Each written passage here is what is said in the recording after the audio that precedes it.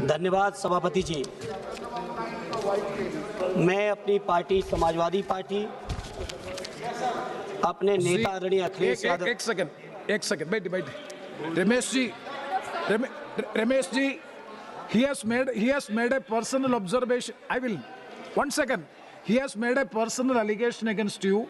I have already ruled that will not be on the record. A matter which is not on record, why should you counter? And also he has also withdrawn it. Please, no need of a personal explanation because that is unfair. The chair has already ruled and he has also withdrawn. So there is no need of any explanation. A matter which is not on record.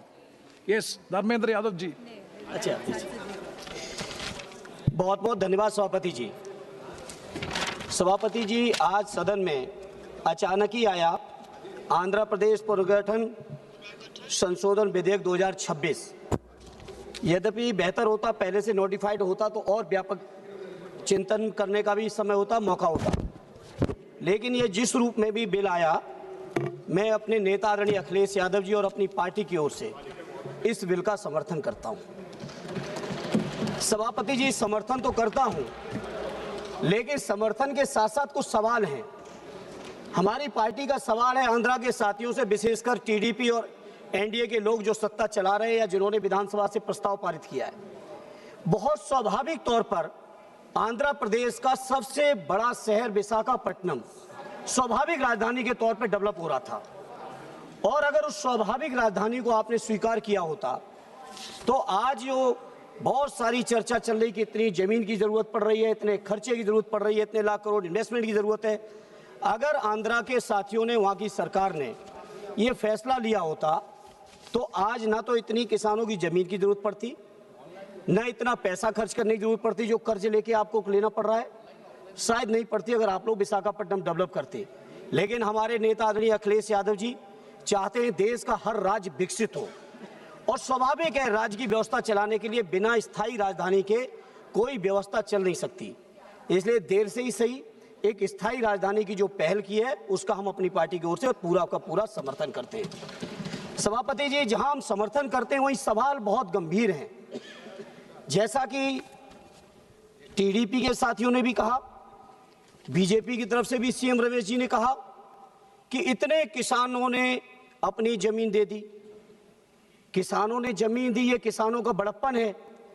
लेकिन जमीन लेने से पहले सरकार को ये सोचना चाहिए कि जो 2013 का भूमि अधिग्रहण बिल अधिनियम पास हुआ इसी सदन से, क्या 4 गुना मुआवजा आपने किसानों को दिया है?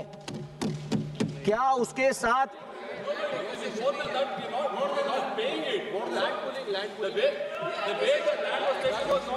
मुआवजा दिया? एक अगर दिया है अच्छी बात है, हम आंध्रा के किसानों के हितों की बात कर रहे हैं। मुआवजा किसानों को पूरा मिले, उसके साथ साथ जो रहने की जो कंडीशन है प्लॉट मिलने की वो पूरा मिले। ये हमारी लैंड पुलिंग तो बड़े लोग करते हैं, किसानों को क्या मिल जाएगा हम भी जानते हैं। बड़े बड़े लोग लैंड पुलिंग करके सरकार को देते हैं, किसानों को मिलना चाहिए। ये मेरी पार्टी की तरफ से मांग है। अगर आप दे रहे हैं तो बहुत अच्छा, और नहीं दे रहे हैं तो इस पर आप विचार कर लेना। दूसरा सभापति जी, सीएम रमेश जी ने कहा कि उनके अपने क्षेत्र में 5 लाख करोड़ के एमओयू और इन्वेस्टमेंट आ रहा है।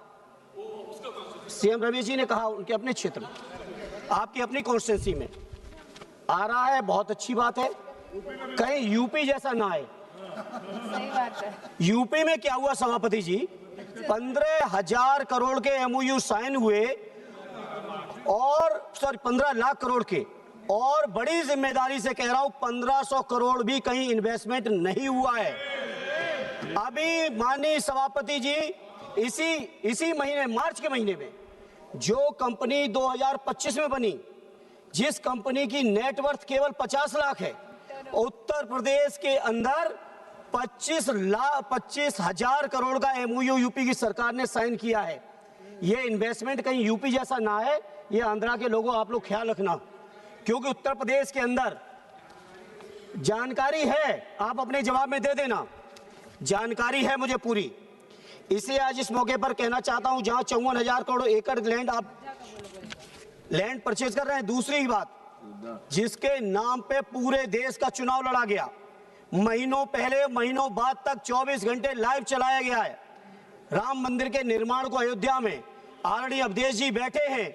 अयोध्या के किसानों तक को उनको जायज मुआवजा नहीं दिया गया है। जो हमारे उत्तर प्रदेश के किसानों के साथ हो रहा है, बैठे टीडीपी के साथी, पुराने गठबंधन के साथी रहे ये, जो हमारे उत्तर प्रदेश में हो रहा है, कहीं भाजपा की संगत में जाके आंध्रा के किसानों के साथ ये आप न करना, ये हमारी आपसे प्रार्थना है। इसलिए सभापति जी, जहां ये इन्वेस्टमेंट का सवाल है, और हाँ, आंध्रा के साथियों, साथी पप्पू जी ने कहा जो हमारे बिहार के मुख्यमंत्री जी के साथ हुआ है, सावधान रहना। उधर जो कोई भी गया है, जो कोई भी गया है, साइकिल वालों इधर आ जाओ, उधर जो कोई भी गया है, जो कोई भी गया उसका बुरा हाल हुआ है। बैठे हैं हमारे शिंदे साहब भी बैठे हैं, नीतीश जी की भी पार्टी के लोग बैठे हैं। आंध्रा के लोगों, आप लोग अलर्ट रहना, ये हमारी आपसे मांग है। माननीय अध्यक्ष जी, मैं अपनी पार्टी साहब से 2 मिनट बात करूंगा, ज्यादा नहीं। विशेष दर्जा राज्य तमिलनाडु, आंध्रा का जो विशेष राज्य का दर्जा है, मैं अपनी पार्टी की ओर से कहना चाहता हूं, श्रद्धेय नेताजी ने छोटे राज्यों की स्थापना का हमेशा विरोध किया है, और सैद्धांतिक तौर पे उन्होंने कहा है कि जब राज्य छोटे हो जाते हैं तो कटोरा लेके केंद्र के सामने उन्हें खड़ा होना पड़ता है, कभी वो अपने दम पर राज्य का विकास नहीं कर पाते। जैसा आंध्रा के लोग चर्चा कर रहे हैं, राजधानी गठित करने के लिए कटोरा लेके केंद्र सरकार के सामने खड़े।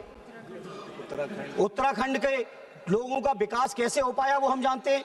शुरुआत में केंद्र सरकार राज्य गठन के साथ तमाम तरीके की रियायतें दे देते हैं, टैक्स फ्री, इस तरह का औद्योगिक क्षेत्र बनाएंगे, ये भी करेंगे, वो भी करेंगे, और 10 साल से ज्यादा किसी राज्य को सुविधाएं केंद्र देता नहीं है, और अंततोगत्वा उस राज्य के विकास पर बहुत असर पड़ता है। इसलिए सभापति जी, मैं श्रद्धेय नेताजी की जो सोच रही है, उस सोच का मैं समर्थन करते हुए मैं पूरे देश के लोगों को कहना चाहता हूं, ये छोटे राज्यों की चर्चा, छोटे राज्यों की सोच, छोटे राज्यों की मांग से दूर रहें।